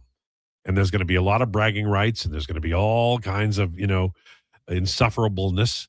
But that is life, and that is the sport. And that's why these folks play, and they live to play. And for Canada, I think it's a reminder that the Americans are not only catching up, but they're tied, and they don't make the foolish mistakes that they've made in the past, whether it's taking a penalty or all night too much or whatever. They're not doing that anymore. And maybe they do have to look at, how they align the team. And I have no complaints with this roster. I think that, you might want to have more offense, but the players who went and played, the players that were being criticized, the worries that I had about the goaltending,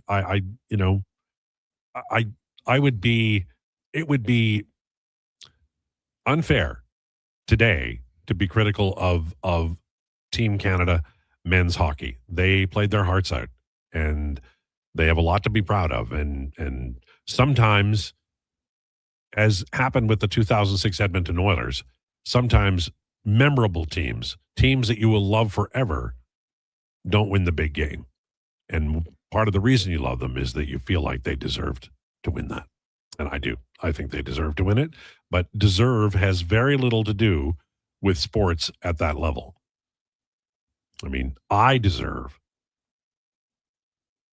a 2-hour show that I can drive home from. I deserve that. I earned it. When I'm done doing this show, do you think I'll just drive somewhere like a park and have a picnic for 2 hours between noon and 2 and then go home? Like your last show ever? No, I mean every day after I'm done this show. Like I just go and I'll sit there and I'll... Josh Mack, what do you guys think he does? I can't say for sure. I'm still getting to know LT here. So maybe this is where we get the honest answers.